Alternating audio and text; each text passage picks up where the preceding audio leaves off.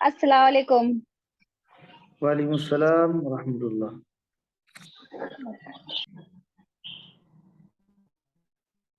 कैसे हैं सब लोग? जी अल्हम्दुलिल्लाह। ठीक है।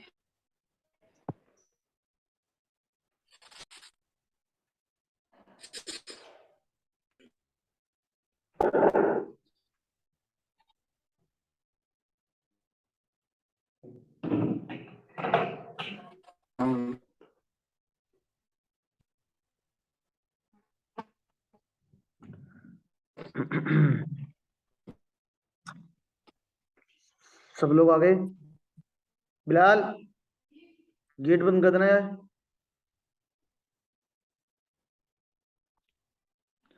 और 1 मिनट भाग के जाके वो किताब दीजिए मुझे वापस, वाली किताब दीजिए होगी, जल्दी से लेके आ।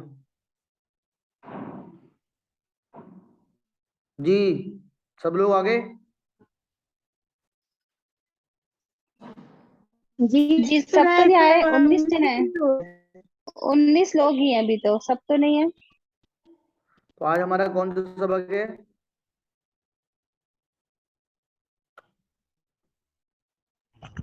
जी आज 14वां सबक है। 14। 14। जी अच्छा, वो मसाइल जो छोड़ दिए गए थे पढ़ा दिए थे? जी वो असल में ना कुछ इश्यूज आ गए थे तो मैं पढ़ा नहीं पाई थी, लेकिन मैंने ग्रुप के जरिए बाकी सब में वीडियो पहुंचा दी थी उस चीज की। अच्छा, जी तो आज भी है मसाइल इस तरह के? जी जी आज निपास क्या है काम है। हाँ, आज भी हैं। ठीक है, उनको भी पढ़ा लेना है ना। जी इंशाल्लाह आज सही से हो जाएगा। हाँ, उससे पहले पहले का सबक हम पढ़ा देते हैं, ठीक है। जी बिस्मिल्लाहिर्रहमानिर्रहीम।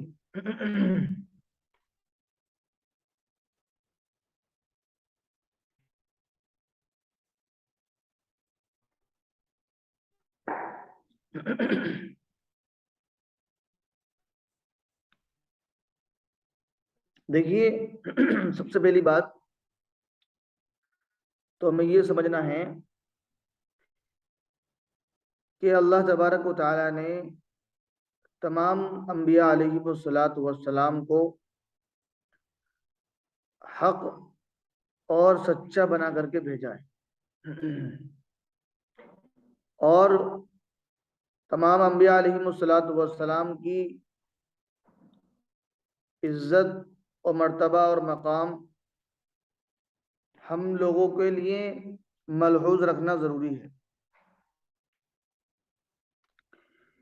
कोई भी नबी है, हर एक का अपना एक अलग मकाम है।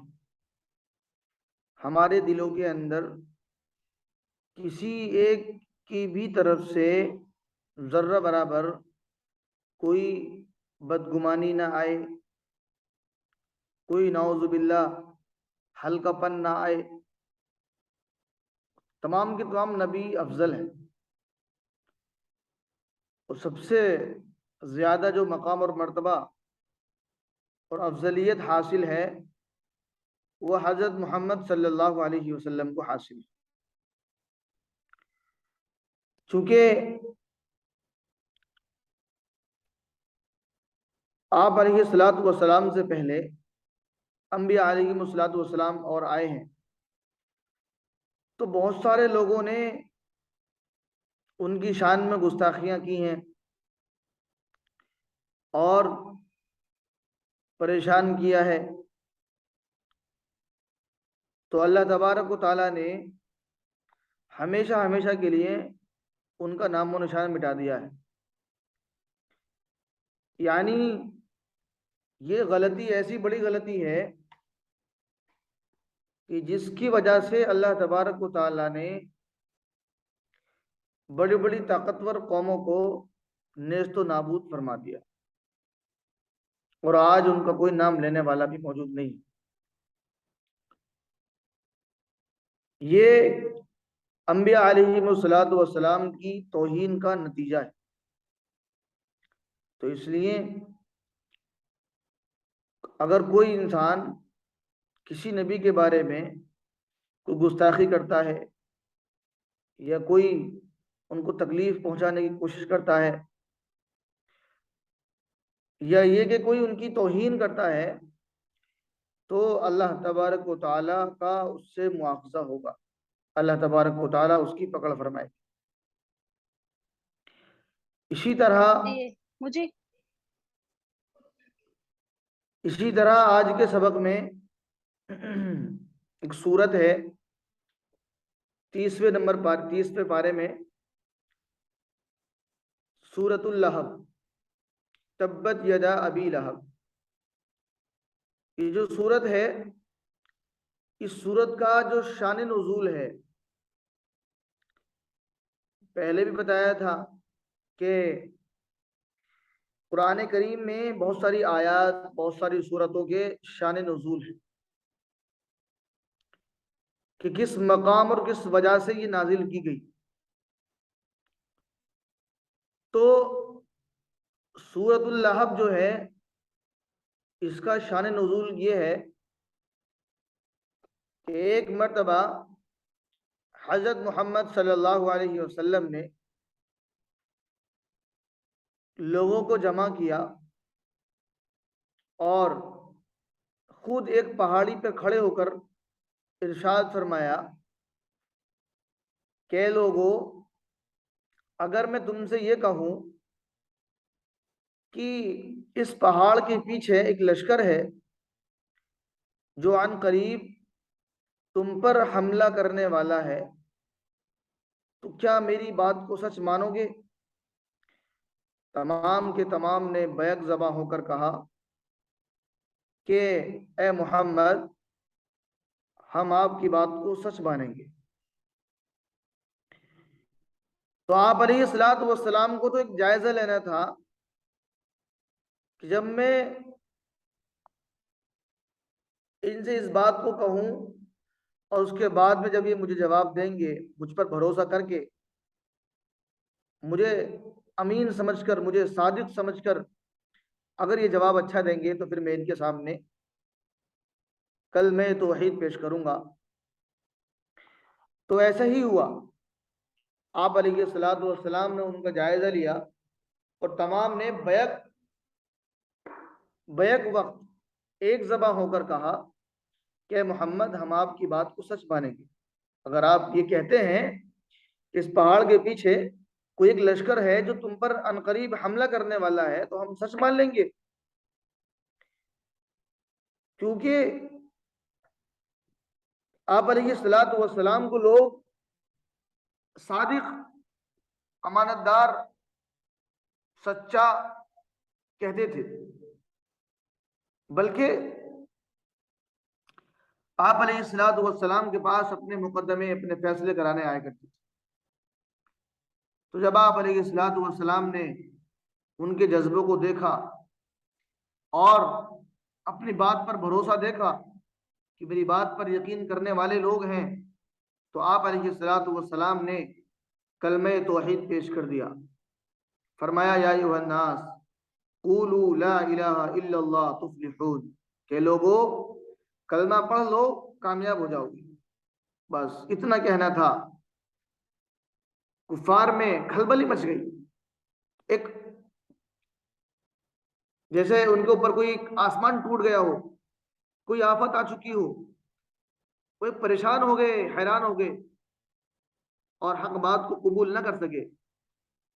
उनमें सबसे पहले आपके चचा अबू लहब, जिसका नाम अबू लहब था, सबसे पहले वो मुखालफत पे आया। और मुखालफत पर आने के बाद आप अलैहिस्सलातु वस्सलाम को कंकर उठा के मारा और आप अलैहिस्सलातु वस्सलाम को कहा कि क्या तूने हमें इसी वास्ते जमा किया, इसी बात को बताने के लिए जमा किया था? यानी आप अलैहिस्सलातु वस्सलाम की तौहीन की, आप अलैहिस्सलातु वस्सलाम की शान में गुस्ताखी की। तो अल्लाह तबारक व तआला ने इस गुस्ताखी के बदले और इस तौहीन के बदले अल्लाह तबारक व तआला ने मुकम्मल पूरी एक सूरत कुरान करीम में नाजिल फरमा दी। और कुरान करीम में जो सूरत नाजिल की गई है तो इसका तर्जमा है तब्बत यदा अबी लहब। फरमाया कि अबू लहब के दोनों हाथ टूट जाए और वो हलाक हो जाए। ये बद्दुआ है। अब जो भी कुरान करीम पढ़ेगा कयामत तक, जो भी कुरान करीम पढ़ेगा और जो भी इस सूरत को पढ़ेगा उसके ज़बान से अबू लहब के लिए बद्दुआ निकलेगी। तो अल्लाह तबारक व तआला ने उसका ऐसा इंतजाम किया कि क़यामत तक के लिए इस बात को अमर कर दिया कि क़यामत तक जितने लोग कुरान करीम पढ़ेंगे, जितने भी लोग इस सूरत को पढ़ेंगे, हर एक की ज़बानी अल्लाह तबारक व तआला ने उस मलून पर लानत का इंतजाम फरमा दिया कि उसके लिए बद्दुआ होती रहेगी, लानत होती रहेगी। ये गुस्ताख रसूल का नतीजा है, तौहीन रसूल का नतीजा है। इसलिए हमें किसी भी नबी के बारे में जर्रा बराबर कोई बदगुमानी करने की जरूरत नहीं। आगे हदीस शरीफ के अंदर फरमाया, हुजूर अकरम सल्लल्लाहु अलैहि वसल्लम ने फरमाया कि जो दिल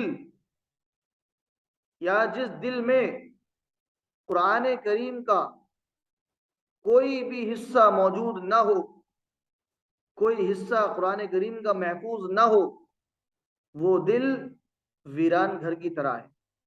जिस तरह वीराने होते हैं, खंडर होते हैं, जिनमें कोई लोग नहीं रहते, कोई इंसान नहीं रहते, तो वो बर्बाद हो जाते हैं, आबाद नहीं होते।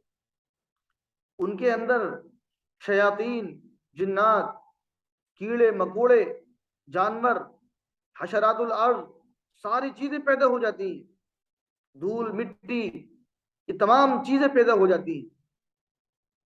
जिस घर में इंसान नहीं रहते तो वो घर एक वीरान बन जाता है, वीराना बन जाता है। लोग उसकी तरफ देखना गवारा नहीं करते, लोग उससे दूर भागते हैं। उसके अंदर दाखिल होने की कोशिश तो क्या करेंगे, लोग उसको देखना गवारा नहीं करते। जो जमीन, ये जो घर, ये जो महल वीरान होते हैं, उनमें लोग नहीं जाते। तो कुरान करीम का और इंसान के दिल का जो अल्लाह तबारक व तआला ने एक नमूना पेश किया है, और अल्लाह तबारक व तआला ने या अल्लाह के नबी अलैहिस्सलातु वस्सलाम ने इंसान के दिल को एक वीराने घर की तरह बताया है। उस दिल को, जिस दिल में कुरान करीम का कुछ भी हिस्सा मौजूद ना हो। तो कुरान करीम को याद करने की बड़ी फजीलत, कुरान करीम को हिफ्ज करने की बड़ी फजीलत। एक मर्तबा एक मौके पर आप अलैहिस्सलातु वस्सलाम ने फरमाया कि मेरा दिल चाहता है कि मेरे हर उम्मती के दिल में कुछ न कुछ कुरान करीम का हिस्सा मौजूद, बल्कि यासीन शरीफ तो जरूर हो। यासीन शरीफ जो है तो कुरान करीम का दिल है। आप अलैहिस्सलातु वस्सलाम ने फरमाया कि मेरी तमन्ना है ये हर मोमिन के दिल के अंदर महफूज है। यासीन शरीफ जो है हर मोमिन के दिल में महफूज है।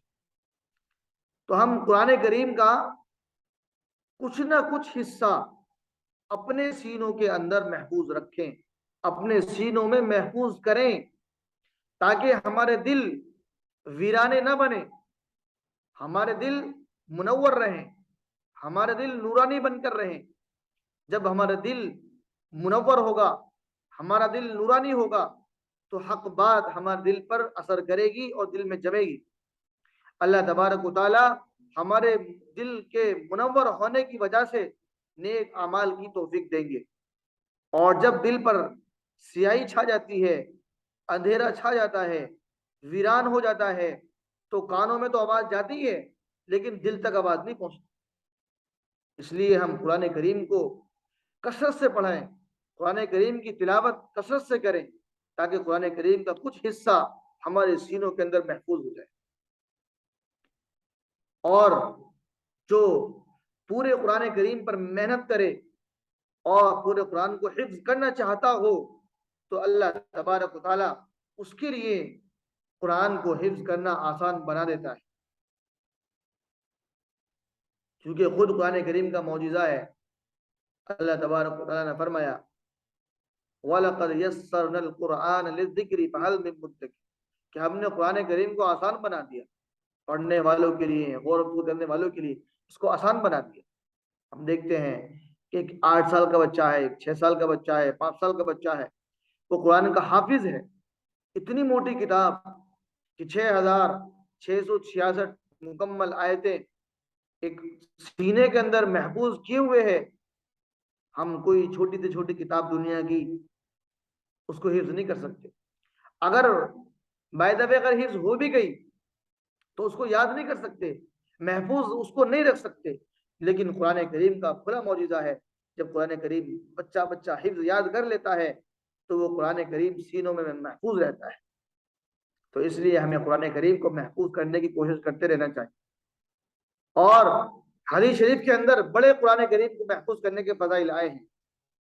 हदीस में आता है कि जो बंदा कुरान करीम का हाफिज होगा, जो बंदा कुरान करीम को हिफ्ज याद कर लेगा, तो कल क़यामत में उस हाफिज कुरान से कहा जाएगा, इक़रा वर्तक़ी वरत्तिल कमा कुन्ता तुरत्तिलु फिद दुनिया फ़इन्न मंज़िलका इंद आखिर आयतिन तक़रऊहा। फरमाया गया कि उससे कहा जाएगा कि कुरान पढ़ता जा और जन्नत के दर्जों पर चढ़ता जा। और आगे फरमाया कि उससे कहा जाएगा कि ठहर ठहर कर पढ़, जैसे तो दुनिया में ठहर ठहर कर पढ़ा करता था, बस तेरा आखिरी मुकाम और मर्तबा वही होगा जहां तू अपनी आखिरी आयत पर पहुंचे। कैसा बड़ा मकाम और कैसा बड़ा मर्तबा है हाफिज कुरान का। तो इसलिए हम कोशिश किया करें कि कुरान करीम को हम हाफिज, कुरान करीम को हम हिफ्ज करें, कुरान करीम के हाफिज बन जाए। अगर हाफिज भी नहीं बन सकते तो कुछ ना कुछ हिस्सा कुरान करीम का अपने सीनों के अंदर महफूज फरमा लें, ताकि हमारा दिल जो है वीराने ना बने। आगे है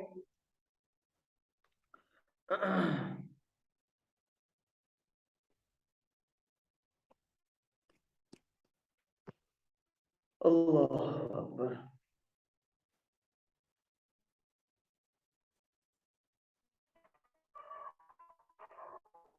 आगे इसके अंदर अकायद के बारे में बताया है। पहले भी बताया था कि जब तक हमारे अकायद दुरुस्त नहीं होंगे तो हम नेक अमाल कितने भी कर लें, हमें नेक अमाल का कोई अजर नहीं मिलेगा अगर हमारे अकायद दुरुस्त नहीं है। तो इसलिए अकायद का दुरुस्त होना भी बड़ा जरूरी है। आगे फरमाया है अकायद के अंदर तौहीन रिसालत और तौहीन इल्म नबूवत का हुक्म, कि अगर कोई बंदा रिसालत की तौहीन करेगा, रसूलों की तौहीन करेगा, नबूवत के इल्म की तौहीन करेगा, तो उसका हुक्म क्या है। फरमाया अंबिया अलैहिस्सलाम में से किसी भी नबी की शान में किसी भी तरह की गुस्ताखी और बेअदबी करना या गुस्ताखी और बेअदबी को जायज समझना ये कुफ्र है, बंदा काफिर हो जाता है। मसलन आप सल्लल्लाहु अलैहि वसल्लम के लिए सिर्फ सीरत का कायल होना जितनी बड़े भाई को छोटे भाई पर है, कुफ्र और बेदीनी है, कुफ्र और बेदीनी है। यानी आप सल्लल्लाहु अलैहि वसल्लम को इतना बड़ा समझना जितना कि एक छोटा भाई बड़े भाई को समझता है कि हाँ एक मेरे बड़े भाई हैं, ये इनकी इज्जत करना मेरे ऊपर जरूरी है और वाजिब है क्योंकि ये मेरे बड़े भाई हैं। बस ऐसी एक नॉर्मल बात समझ लेता है। अगर हमने आप अलैहिस्सलाम को इतना सा मकाम और मर्तबा दिया तो ऐसा मकाम और मर्तबा और ऐसा अकीदा रखना ये कुफ्र है और बेदीनी है, क्योंकि हजरत मोहम्मद सल्लल्लाहु अलैहि वसल्लम की इतनी सी फजीलत नहीं है, ये तो तमाम की तमाम इंसानों से अफजल है।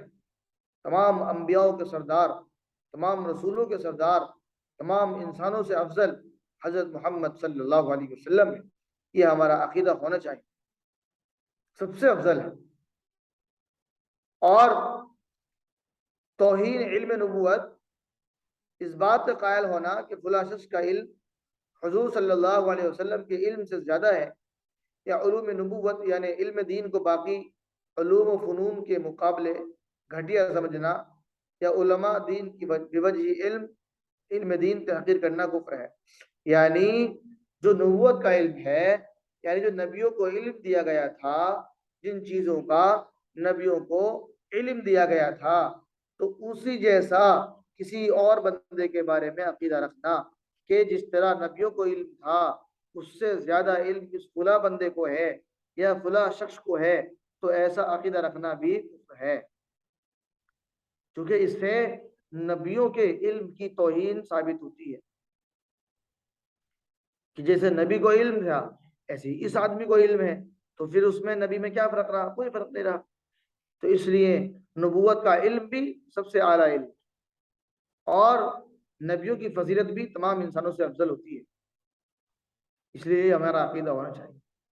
आगे हमारे मसाइल शुरू होते हैं। निफास के मसाइल हैं, उसके अहकाम हैं, तो ये आप पढ़ा दें। जहाँ तक पढ़ाया, यहाँ तक समझ आ गया सबको? जी सही समझ आया? जी आ गया समझ। तो अब आगे निफास के मसाइल हैं, वो समझा दें, ठीक है? जी बिल्कुल। ठीक। तो अस्सलाम वालेकुम। निफास के मसाइल और अहकाम। बच्चा पैदा होने के बाद जो खून आता है उसे निफास कहते हैं। निफास की मुद्दत या मिकदार कितनी भी नहीं है। बच्चे की पैदाइश के बाद खून बिल्कुल बंद हो जाए, ये भी हो सकता है। 2 दिन या 3 दिन या 4 दिन बाद भी बंद हो जाए, ये भी हो सकता है। कम से कम कोई मुद्दत नहीं है। पैदाइश के बाद बिल्कुल खून न आए, ये भी हो सकता है। ज्यादा से ज्यादा मुद्दत वो 40 दिन की है। तो मतलब निफास का जो खून होता है वो ज्यादा से ज्यादा आएगा 40 दिन। उसके बाद जो खून आएगा वो इस्तिहाजा कहलाएगा, या बीमारी की वजह से खून आ रहा है वो कहलाएगा। ठीक है। तो अगर ये देखा जाएगा कि अगर जैसे कोई खातून विलादत हुई है, ब्लड आया है, 40 दिन से एक्स्ट्रा हो गया है, तो उसके लिए ये हुक्म है कि वो अपना रोज मतलब वुजू करे, नमाज पढ़े और रोजा भी रखे। ठीक है। और निफास की मुद्दत, निफास की मुद्दत ज़्यादा से ज़्यादा 40 दिन है, और कम से कम मिकदार मुतय्यन नहीं है, यानी कि कम से कम इसकी कोई भी जो है मिकदार नहीं है।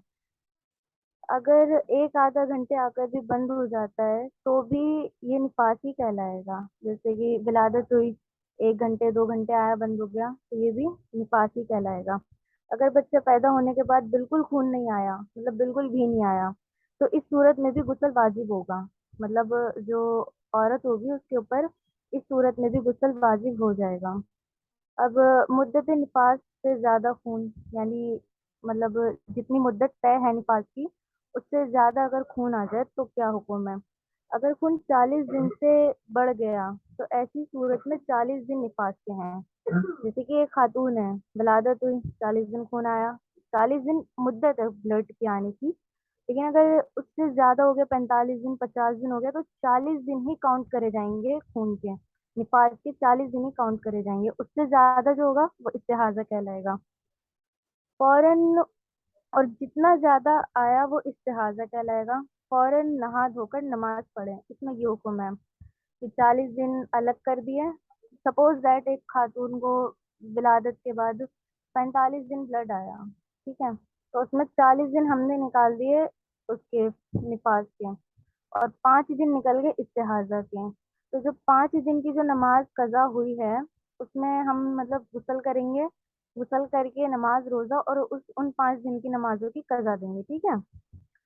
अब अगर ये पहले मतलब पहला बच्चा नहीं है, इससे पहले भी ये मसला पेश आ चुका है, तो अपनी आदत को देखें। अब जैसे कि मतलब कोई औरत फर्स्ट टाइम किसी ने मतलब प्रेग्नेंट हुई, बेबी हुआ, फिर उसके बाद में किसी को 30 दिन के बाद आया, फिर बंद हो गया, तो दूसरी बार में 40 दिन आएगा, तो पहले बच्चे का काउंट करा जाएगा कि पहले बच्चे का कितना आया।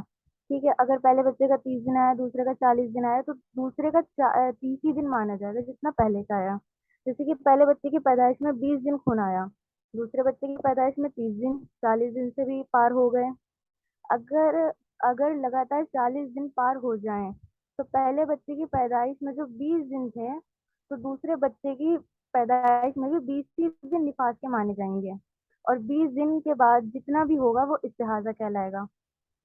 जैसे 20 दिन, पहले बच्चे में 20 दिन खून आया, तो और दूसरे बच्चे में 40 दिन हो गए, तो जो दूसरे बच्चे का होगा वो पहले बच्चे से काउंट करके सिर्फ 20 दिन निफास के निकाले जाएंगे दूसरे में, और 20 दिन निकाले जाएंगे इस्तिहाजे के। ठीक है। लेकिन इससे पहले की पैदाइश में 20 दिन आया, दूसरे बच्चे की पैदाइश में 30 दिन आया, तो 35 दिन आ गए, तो जो 40 दिन के अंदर अंदर होगा वो भी निफास कहलाएगा। मतलब पहले बच्चे में 30 दिन आ गया और दूसरे में 35 दिन आ गया, तो इसमें 40 दिन ही माना जाएगा। आप सीधा सा सिंपल ये समझ लें कि